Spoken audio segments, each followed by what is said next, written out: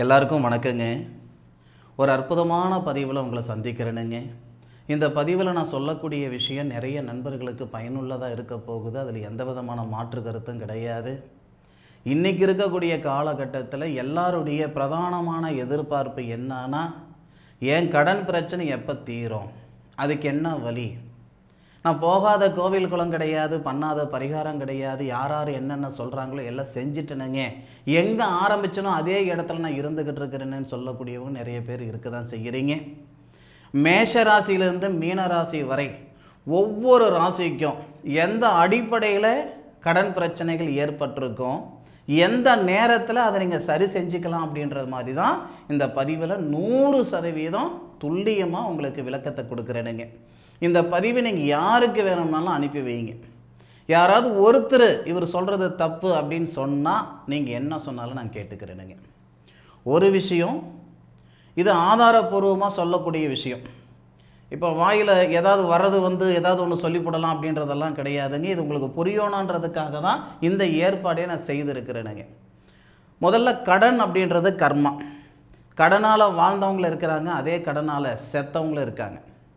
நிறைய பேர் நான் கடன் வாங்கி தானுங்க ஒன்றொன்னா உருவாக்கிக்கிட்டேன், என்னுடைய வாழ்வாதாரம் நல்ல நிலைமைக்கு வந்தது இஎம்ஐ தான் காரணம், எனக்கு சரியான நேரத்தில் ஒரு கடன் கொடுத்தாரு ஒருத்தர், அதுதான் எனக்கு நான் மூலதனமாக வச்சுக்கிட்டு முதலீடாக வச்சுக்கிட்டு நான் மேலுக்கு வந்தனுங்க அப்படின்னு சொல்லவங்களும் இருக்க தானுங்க செய்கிறீங்க.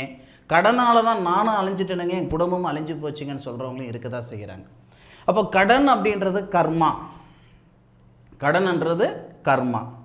ஃபஸ்ட்டு எந்த அடிப்படையில் எந்த கிரகநிலைகள் வரும் பொழுது எதனால் கடன் ஏற்படும் அப்படின்றது துல்லியமாக சொல்கிறேனுங்க, கேட்டுக்கிடுங்க. உங்களுடைய ஜாதக ரீதியாக ஒரு சில மாற்றங்கள் ஏற்படலாம். ஏன்னா லக்னத்தை மையப்படுத்தி, நீங்கள் லக்னத்தை மையப்படுத்தி பார்த்தாலும் சரி, அல்லது ராசியை மையப்படுத்தி பார்த்தாலும் சரி, இதுதான் சரியான பாதை, இதுதானுங்க, அதில் மாற்று கருத்து கிடையாது. நமக்கு செவ்வாயுடைய தசை நடந்தாலும் சரி, சனியுடைய தசை நடந்தாலும் சரி, அல்லது ராகுடைய தசை நடந்தாலும் சரி, செவ்வாய் பலவீனமாக இருக்கும் போதோ, அல்லது சனி பலவீனமாக இருக்கும் போதோ, அல்லது ராகு பலவீனமாக இருக்கும் போதோ, இந்த கிரகநிலைகள் இந்த சூழல் வரும் பொழுது தான் நமக்கு கடன் உருவாகும். அதில் மாற்று கருத்து இல்லை. அப்போது கடன் கொடுக்கக்கூடிய ஒரு கிரகம் எதுன்னு கேட்டிங்க அப்படின்னா, சுக்கிரனோ சூரியனோ சந்திரனோ குருவோ இதெல்லாம் கிடையாது. நமக்கு செவ்வாய் சனி, செவ்வாய் தசையில் சனி புத்தி வரும் பொழுது நமக்கு கடன் தொல்லைகள் கொடுக்கும், அல்லது சனி தசையில் செவ்வாய் புத்தி வரும் பொழுதோ, அல்லது சனி தசையில் ராகு புத்தி வரும் பொழுதோ, ராகு தசையில் சனி புத்தி வரும் பொழுதோ, ராகு தசையில் செவ்வாய் புத்தி வரும்போதே கடன் பிரச்சனைகள் ஏற்படும். ஐயா நான் சாப்பிட்டுட்டேன், சாப்பிட்ட சாப்பாட்டுக்கு ஊறுகாய் தேட முடியாது என்னால், என் பிரச்சனைகள் சரியாகணும், அதுக்கு என்ன வழி? ஃபஸ்ட்டு நம்ம ராசி, இப்போ நான் மேச ராசிக்கு தான் இந்த பலனை சொல்கிறேனுங்க. ஒரு ராசிக்கு உங்களுக்கு கிளியராக சொல்லிட்டு வரேன். தயவு செய்து நான் ஒரு தாயத்து கட்டணுங்க, என் கடன் பிரச்சனை சரியாக போயிடுன்ட்டு தீராது. நான் கோயிலில் போய் விளக்கேற்றணுங்க, இல்லை நான் எப்படி சொல்கிறது, நான் முட்டி போட்டுட்டு போனேனுங்க, விரதம் இருந்து போனேனுங்க. ஐயா நம்ம தலையில் என்ன எழுதியிருக்குன்றது தெரிஞ்சுக்கோங்க. எந்த நேரத்தில் எந்த செயல் செய்தால் நம்ம முன்னுக்கு வருவோன்றதை தெரிஞ்சுக்கிறதுக்காக தான் இந்த ஜாதகன்ற ஒரு பொக்கிஷத்தை நம்ம முன்னோர்கள் நமக்கு உருவாக்கி கொடுத்துருக்காங்க. நீங்கள் வெளியூரில் இருந்தாலும் சரி, வெளிநாட்டில் இருந்தாலும் சரி, இந்த பிரபஞ்சத்துக்கு ஒருத்தர் நம்ம வரோம் அப்படின்னா நமக்கு இதுதான் நடக்கும் அப்படின்ற விவரங்களை நம்ம தெரிஞ்சுக்கிறது இந்த ஜாதகத்தால் தான். எந்த வயசில் கல்யாணம் ஆகும், முதல்ல என்ன வாரிசு பிறக்கும், எத்தனை வாரிசு பிறக்கும், என்ன வேலை செய்வார், எந்த ஊரில் செட்டில் ஆவார், அந்த வீடு வாசல் எந்த திசையில் இருக்கும், ஏன் அந்த இன்னார் எத்தனை வருஷம் உசுரோடு இருப்பார் அப்படின்றத முதல்ல கொண்டு இந்த ஜாதகத்தில் துல்லியமாக நம்ம தெரிஞ்சுக்கிடலாம். அப்போ இந்த கடன் அப்படின்னா நம்ம ராசி, இப்போ நான் மேச ராசிக்கு சொல்கிறேனுங்க. அப்போது இது மேஷம். இப்போ மேஷ ராசினா மேஷத்துக்கு 2வது பாவகம் தான் தனஸ்தானம். இது 2வது பாவகம், சரிங்களா? தனஸ்தானாதிபதி யாருன்னு கேட்டிங்கன்னா சுக்கிரன். கடன் பிரச்சனை நீங்கிறதுக்கு எந்த கிரக அமைப்புகள் வந்தால் சரியாக இருக்குன்றது மட்டும்தான் இப்போ நம்ம பார்க்க போகிறோம். மேஷ ராசினா 2வது பாவகம் தான் இந்த தனஸ்தானம். இந்த பாவகத்துக்கு அதிபதி குருவுடைய பார்வையில் இருக்கணும், அல்லது குருவோட சேரணும், சரியா? இப்போ இந்த இடத்துக்கு அதிபதி யாருன்னா சுக்கிரன். மேஷ ராசிக்கு 6வது பாவகம், 1 2 3 4 5 6, 6வது பாவகம். 6வது பாவகத்துக்கு அதிபதி யார்? இங்கே எழுதியிருக்கிறேன் பாருங்க, புதன் எழுதியிருக்கேன்.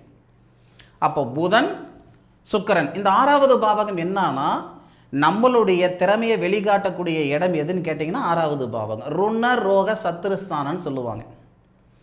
அப்போது கடன் அப்படின்னா அந்த 6வது பாவகம் பலவீனமாக இருந்தால் கடன் ஏற்படும். 6வது பாவகம் பலமாக இருந்தால் கடன்லேருந்து விடுபடுறதுக்கான வழி பிறக்குதுன்னு அர்த்தம். சரியா? அப்போது தனஸ்தானாதிபதியும் ருணரோக சத்ருஸ்தானாதிபதியும் குரு பார்வையில் வரணும் அல்லது குருவோட சேரணும் இல்லையா? சார் இப்போ அதுக்கான வாய்ப்பு இருக்கா சார் அப்படின்னா 100% இருக்குது. நம்மளுடைய பிரச்சனையே என்ன அப்படின்னா பட்டம் பார்த்து பயிர் செய்யணும்னு சொன்ன விஷயம் விதைக்கக்கூடிய விதைக்கு மட்டும் இல்லை, நம்ம வாழ்க்கைக்கும் தான், நம்ம வாழ்வாதாரத்துக்கும் தான். நம்ம மனசால் நினைச்ச நேரத்தில் நினைச்ச செயல் செய்யணும் அப்படின்ற எண்ணங்கள் எல்லாருக்கும் வரதான் செய்யும். ஆனால் அதுக்கான கிரக அமைப்பு இருக்குதான்றது பார்த்துக்கிடணும். இல்லை, தனஸ்தானாதிபதினு சொல்லக்கூடிய சுக்கிரன் சரியா இந்த ஜூன் மாதம் 12ஆம் தேதி பயிற்சி அடைகிறார். இப்போ இந்த இடத்துல இருக்கார். கோட்சார ரீதியாக பார்த்தீங்கன்னா சுக்கிரன் 2 கூடிய சுக்கிரன் இந்த இடத்துல இருக்கிறாரு. இப்போ கோட்சார ரீதியாக மேஷ ராசிக்கு 3வது பாவகத்தில் இருக்கார். அதே இடத்துல தான் புதன் இருக்கிறார். அப்படி இப்போ கோட்சார ரீதியாக இன்னைக்கு தேதிக்கு இந்த இடத்துல தான் புதன் இருக்கார். இங்கே எழுதியிருக்கேன் பாருங்க, புதன் இந்த இடத்துக்கு அதிபதி புதன் தான். இப்போ இருக்கிற அந்த இடத்துல தான் இருக்கிறார். அப்படி முதல்ல 12ஆம் தேதி ஜூன் 12ஆம் தேதி இந்த சுக்கிரன் என்ன பண்ணுறாருன்னா தனஸ்தானாதிபதி குருவோட சேர்றார். இப்போ குரு வந்து இந்த இடத்துல தான் இருக்கிறா. அப்படி ஆல்ரெடி கடகத்தில் தான் குரு இருக்கா. அப்படி வாக்கிய பிரகாரம் 26ஆம் தேதி மே 26ஆம் தேதி வாக்கிய பிரகாரம் குரு பகவான் பயிற்சி அடைஞ்சார். ஜூன் மாதம் 2ஆம் தேதி திருக்கணித பிரகாரம் குரு பகவான் பயிற்சி அடைஞ்சிட்டார். எப்படி இருந்தாலும் குரு கடகத்தில் உச்ச நிலையில் இருக்கார் இல்லையா? அருமையான விஷயம் பார்த்துக்கோங்க. இந்த இடத்துல இப்போ கோட்சார ரீதியாக குரு இருக்கிறார். இந்த இடத்துக்கு குருவோட தனகாரகன் தான் குரு. தனகாரகனோட தனஸ்தானாதிபதினு சொல்லக்கூடிய சுக்கிரன் எப்போ வரார்னா சரியா ஜூன் 12ஆம் தேதி வரார். ஜூன் மாதம் 12ஆம் தேதி வரார். எங்கிட்டு வராரு? தனகாரகனோட சேர்றார். அப்போது தனகாரகன் மட்டும் தனஸ்தானாதிபதினு சொல்லக்கூடிய கிரகம் மட்டும் குருவோட சேர்ந்த கடன் தீருமா? தீராது. 2 கூடிய கிரகமும் குருவோட சேரணும், குருவால் பார்க்கப்படணும். 6 கூடிய கிரகமும் குருவோட சேரணும் அல்லது குருவால் பார்க்கப்படணும். அப்போ தானே விதி. அப்போது இந்த புதன் அப்படின்றவர் தான் நமக்கு 6 கூடிய கிரகம். அந்த புதன் 22ஆம் தேதி தான் மாறுறாரு. ஜூன் மாதம் 22ஆம் தேதி 22ஆம் தேதி ஜூனில் மாறுறாரு.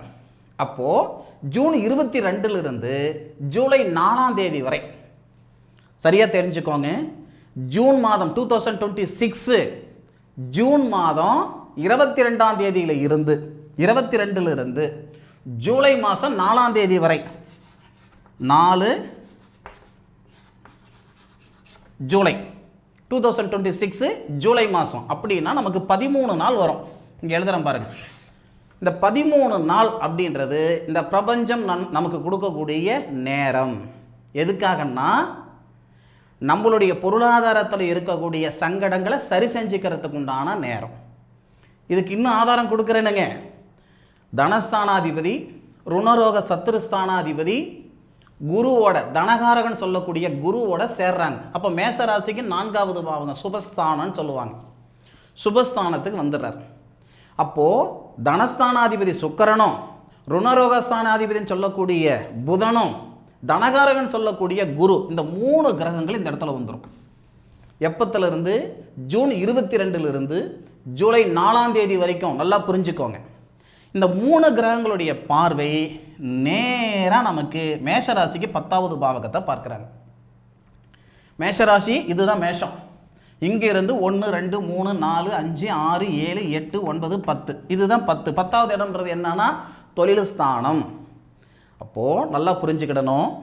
சுபஸ்தானத்தில் இருக்கக்கூடிய சுபகிரகங்கள் உங்கள் ராசிக்கு 10வது பாவகன் சொல்லக்கூடிய தொழில் ஸ்தானத்தை பார்க்கிறாரு.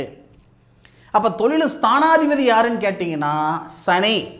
அந்த தொழில் ஸ்தானாதிபதிக்கு வீடு கொடுத்துருக்கிறவர் இந்த குரு. சனி இங்கே தான் இருக்கிற அப்படிங்க. இப்போ சனி இங்கே தான் இருக்கிற அப்படி.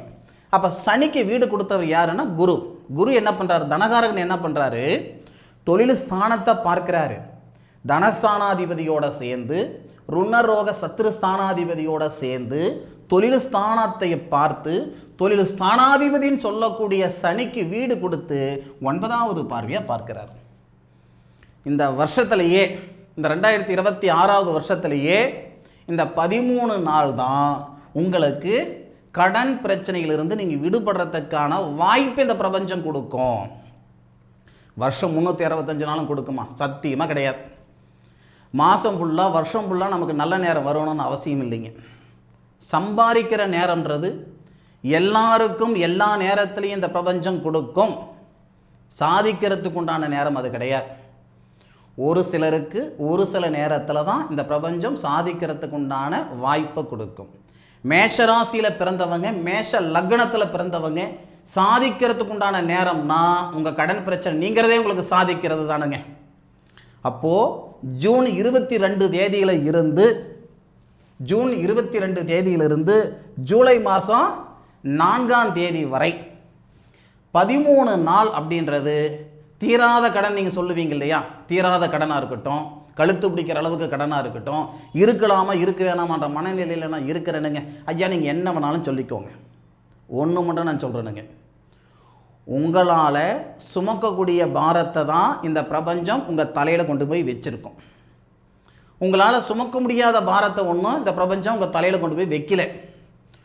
கடன் வாங்குறதுக்கு திறமை உங்களுக்கு இருக்குதுன்னா அந்த கடனை கட்டுறதுக்கான திறமையும் உங்களுக்கு இருக்குதுன்னு தான் அர்த்தம்.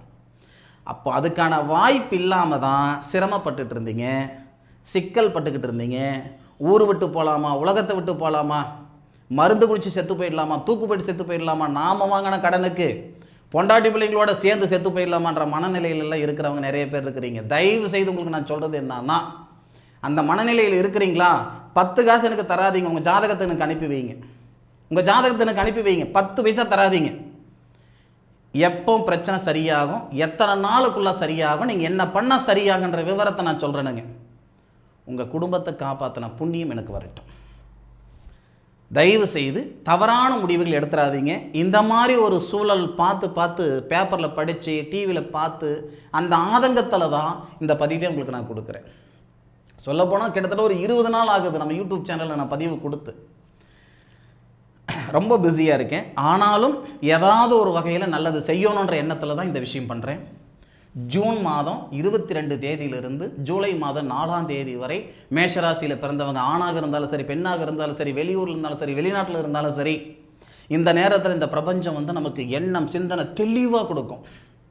எது செய்யணும், எது செய்யக்கூடாது, என்ன எங்கே போகணும், எங்கே போகக்கூடாது, எந்த மாதிரி நம்மளுடைய செயல் நம்ம இருந்தால் நம்ம முன்னுக்கு வர முடியும், நம்ம கடனை கட்ட முடியும் அப்படின்ட்டு பலவிதமான சூழ்நிலையை உருவாக்கி தரக்கூடிய காலகட்டம் இந்த 13 நாள்.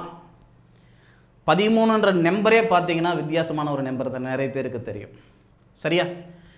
இந்த 13 நாள் மேஷராசியில் பிறந்தவங்களுடைய வாழ்க்கையில் மிகப்பெரிய மாற்றத்தை கொடுக்கக்கூடிய தருணம். மாற்றம் வந்தால் கமெண்ட்டில் சொல்லுங்கள்.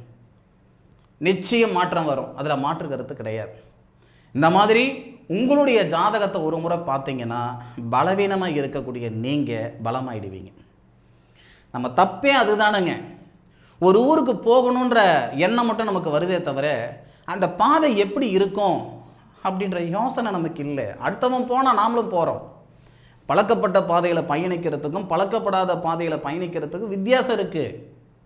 ஒருத்தன் சாதித்தான் அப்படின்னா அவன் 10 வருஷம் உழைப்பு போட்டிருப்பான், இல்லை 15 வருஷம் உழைப்பு போட்டிருப்பான், 4 வருஷம் உழைப்பு போட்டிருப்பான். நம்ம எடுத்த உடனே அதுக்கு போகணும் அப்படின்னு நினைக்கிறதுல தப்பில்லை. ஆனால் அதனுடைய பின்விளைவுகள் கொஞ்சம் யோசனை பண்ணணும். முதல்ல உங்களுடைய கிரகநிலைகளை நீங்கள் ஆராய்ஞ்சாவே உங்களுக்கு விடை கிடைச்சிடும். மேஷராசியில் பிறந்தவங்க தயவு செய்து இது பயன்படுத்திக்கோங்க. இதுதான் விஷயம். இதனால் கண்டிப்பாக உங்களுடைய பொருளாதார நிலையிலிருந்து நீங்கள் மேலுக்கு வருவீங்க. தொழில் ஸ்தானம் மேன்மை அடையும். கடன் பிரச்சனை நீங்கிறதுக்கான ஒரு பாதை கிடைக்கும். இந்த வீடியோவை பற்றி உண்டான கருத்துக்களை கமெண்ட் பாக்ஸில் பதிவு பண்ணுங்கள். தொடர்ந்து அடுத்தடுத்த ராசிகளுக்கு இந்த கடன் பிரச்சனையிலேருந்து நீங்கிறதுக்கு உண்டான நேரத்தை நான் சொல்கிறேன், பரிகாரத்தை நான் சொல்லலை. சரி, பரிகாரம் இந்த நேரத்தில் என்ன சார் பண்ணலாம்? 2 வழிமுறை உண்டு.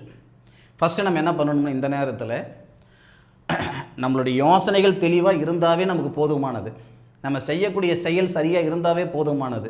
ஆனாலும் பரிகாரம் அப்படின்னா 2 கூடையவன் பார்த்தீங்கன்னா உங்களுக்கு அந்த சுக்கிரன் வரதுனால திருச்சி பக்கத்தில் இருக்கக்கூடிய ஸ்ரீரங்கம் ஸ்ரீரங்கம் போகிறது ரொம்ப ரொம்ப நல்லது இந்த நேரத்தில். அதாவது ஜூன் 22 தேதியிலிருந்து ஜூலை 4ஆம் தேதி வரை கூட திருச்செந்தூர் போகிறது நல்லது. 2வது பாவகத்துக்கு அதிபதி சுக்கிரன், சுக்கிரனுக்கு உண்டான அமைப்பு மகாலட்சுமி வழிபடலாம். சரிங்களா? சுக்கிரனுக்கு உண்டான அமைப்புனா ஸ்ரீரங்கம் ரங்கநாதர். சரியா? அதன் பிறகு மேஷ ராசினா மேஷ ராசியாதிபதினு சொல்லக்கூடிய கிரகம் செவ்வாவுக்கு திருச்செந்தூர் முருகர். சரியா? இது கம்பல்சரி கிடையாது. இந்த டயத்தில் நமக்குண்டான விஷயம் வந்துடும். ஆனாலும் கடவுளுடைய அனுகிரகங்கள் இருக்கும் பொழுது இன்னும் சிறப்பாக இருக்கும். அப்படி பரிகாரம்னா இதுதான் பரிகாரம். உங்களுக்கு நான் எந்திரம் கொடுக்கல, மந்திரத்தை போடல. சரியா? இதுதான் விஷயம் சொல்லிட்டு நீங்கள் பயன்படுத்திக்கோங்க. மீண்டும் அடுத்த ஒரு அற்புதமான தருணத்தில் மேஷராசியில் பிறந்த உங்களை சந்திக்கும் வரை உங்களிடமிருந்து விடைபெறுவது உங்கள் வீட்டு ஜோதிட நண்பனான மா காளிதாஸ் மணிகண்டன். திருச்சிற்றம்பலம். வாழ்க வையகம், வாழ்க வளமுடன்.